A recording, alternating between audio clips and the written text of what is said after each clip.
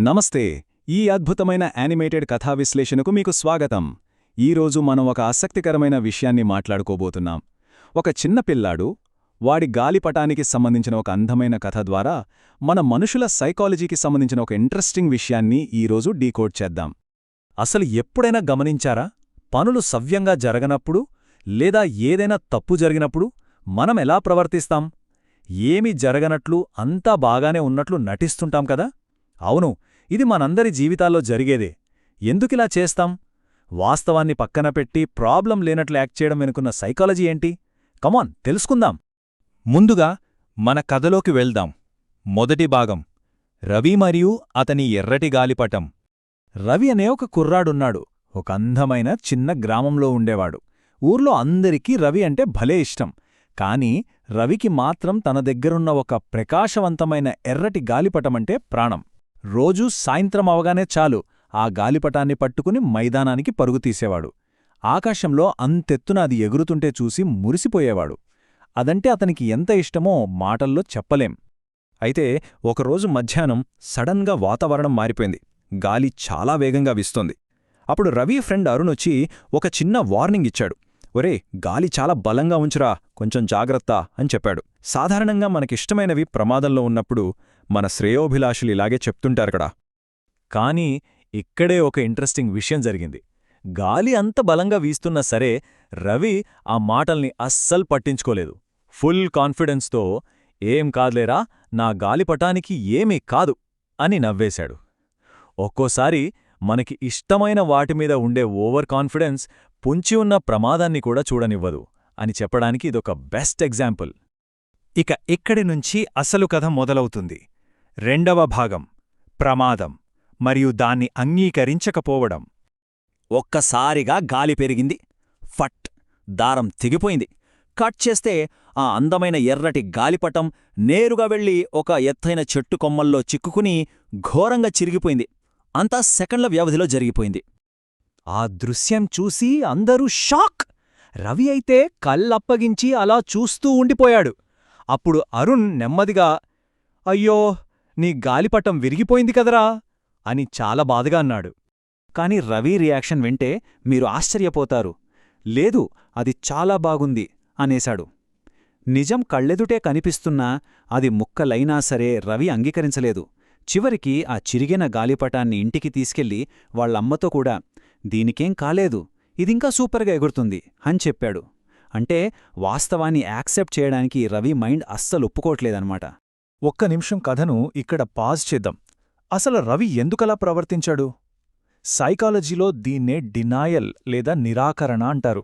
అంటే ఏంటంటే ఏదైనా ఒక నిజం మనకు విపరీతమైన భయాన్ని, బాధని లేదా ఇబ్బందిని కలిగించినప్పుడు మన మైండ్ ఆ నిజాన్ని నమ్మడానికి ససేమీరా ఒప్పుకోదు. లోపల మనకు తెలుసు తప్పు జరిగిందని, కాని బయటికి మాత్రం అబ్బే నేనేం చేయలేదు అని కవర్ చేసుకుంటాం. ఇది చాలా న్యాచురల్ హ్యూమన్ టెండెన్సీ. మళ్లీ కథలోకి వెళ్దాం. మూడో భాగం, తాతయ్య చెప్పిన మంచి మాట. లోపల రవికి చాలా బాధగా, కోపంగా ఉంది. మరుసటి రోజు ఆ చిరిగిన గాలిపటాన్నే మళ్లీ ఎగరేయడానికి ట్రై చేసి ఫెయిలయ్యాడు. అప్పుడు ఇదంతా గమనిస్తున్న వాళ్ళ తాతయ్య నెమ్మదిగా రవి దగ్గరికి వచ్చి ఒక అద్భుతమైన మాట చెప్పాడు. నాయనా, నిజాన్ని అంగీకరించడానికి మనం ఎప్పుడైతే నిరాకరిస్తామో మనం అక్కడే ఆగిపోతాము అన్నాడు. వస్తువులు పాడవటం, విరిగిపోవటం జీవితంలో చాలా సహజమని, దానివల్ల మనమేం బలహీనపడమని చాలా సున్నితంగా వివరించాడు. ఇక్కడ తాతయ్య చెప్పిన పాయింట్ మీరు క్యాచ్ చేశారా? ఏ సమస్యనైనా సాల్వ్ చెయ్యాలి అంటే 2 స్టెప్స్ ఉంటాయి. స్టెప్ 1, ముందు ఆ సమస్య ఉందన్న నిజాన్ని యాక్సెప్ట్ చేయడం. స్టెప్ 2, ఆ సమస్యను పరిష్కరించడం. మనం మొదటి అడుగు వేస్తేనే కదా పరిష్కారం దొరికేది. సమస్య లేదని మనం కళ్ళు మూసుకుంటే అది ఎలా సాల్వ్ అవుతుంది? నాల్గవ భాగం, అంగీకారం లేదా యాక్సెప్టెన్స్ యొక్క శక్తి. తాతయ్య మాటలు విన్న తరువాత రవి మొదటిసారి ఆ గాలిపటాన్ని దగ్గరగా తీసుకుని జాగ్రత్తగా చూశాడు. అవును, ఇది విరిగిపోయింది అని నెమ్మదిగా ఒప్పుకున్నాడు. అలా నిజాన్ని యాక్సెప్ట్ చెయ్యగానే రవి కళ్లల్లో నీళ్లు తిరిగాయి. కాని అదే సమయంలో మనసులో ఉన్న ఒక పెద్ద భారం దిగిపోయినట్లు భలే రిలీఫ్గా అనిపించింది. ఎన్నాళ్లు లోపల దాచుకున్న బాధ ఒక్కసారిగా కరిగిపోయి ప్రశాంతత దొరికింది. ఆ ఒక్క క్షణం తర్వాత అంతా మారిపోయింది. రవి ఇక నటించడం మానేశాడు. తను బాధగా ఉన్నానని ఫ్రెండ్స్కు చెప్పాడు. అప్పుడు ఆ ఫ్రెండ్స్ అందరూ కలిసి ఆ గాలిపటాన్ని భలేగా బాగుచేశారు. చెప్పాలంటే అది పాతదానికంటే ఇంకా స్ట్రాంగ్గా తయారైంది. మళ్ళీ కొద్ది రోజులకే రవి నవ్వుతూ ఆ గాలిపటాన్ని ఎగరేయడం మొదలుపెట్టాడు. చూసారా, ఈ చిన్న కథ మనకి ఎంత పెద్ద లెసన్ నేర్పుతోందో. డినాయల్ అనేది ఎప్పుడూ సమస్యలను దాచేస్తోంది, కాని యాక్సెప్టెన్స్ మాత్రమే వాటిని పరిష్కరించే మార్గాన్ని చూపిస్తుంది. బాధగా ఉండటం, భయపడటం చాలా కామన్, కానీ ప్రాబ్లం లేనట్టుగా ఫేక్ చేయడం వల్ల ఏ లాభం ఉండదు. నిజాన్ని ధైర్యంగా ఫేస్ చేయడమే మనల్ని మరింత స్ట్రాంగ్గా మారుస్తుంది. ఇక మన చివరి భాగానికి వద్దాం.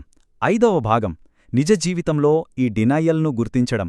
ఇది కేవలం కథలకే కాదు, మన అందరి రెగ్యులర్ లైఫ్కి కూడా వర్తిస్తుంది. ఒక్కసారి మన రియల్ లైఫ్ సిచ్యువేషన్స్ ఆలోచించండి. ఒక స్టూడెంట్ ఎగ్జామ్లో ఫెయిల్ అయినప్పుడు నాదే తప్పు, నేను చదవలేదు అని ఒప్పుకోవడానికి చాలా ఇబ్బంది పడి, ఆ టీచరే తప్పు, మార్కులు వేశారు అని కవరింగ్ ఇస్తుంటాడు. అలాగే ఇంట్లో ఎవరైనా పిల్లాడు పొరపాటున పూలకుండి పగలగొడితే భయంతో నేనసలు దాన్నే ముట్టుకోనే లేదు అంటాడు. ఇంకొకటి, ఎవరికైనా ఒంట్లో బాగున్నప్పుడు కూడా డాక్టర్ దగ్గరికి వెళ్లడం ఇష్టం లేక నాకు చాలా బావుంది, నేనేం సిక్ అవ్వలేదు అని బొకాయిస్తుంటారు. గమనించారా? ఇవన్నీ నిజం చెప్పడానికి భయపడి మనమిచ్చుకునే కవరింగులే. సింపుల్గా చెప్పాలంటే, సమస్య లేనట్లు నటించడమంటే కళ్ళు మూసుకుని చుట్టూ ఉన్న చీకటి అంతా మాయమైపోయిందనుకోవడం లాంటిది.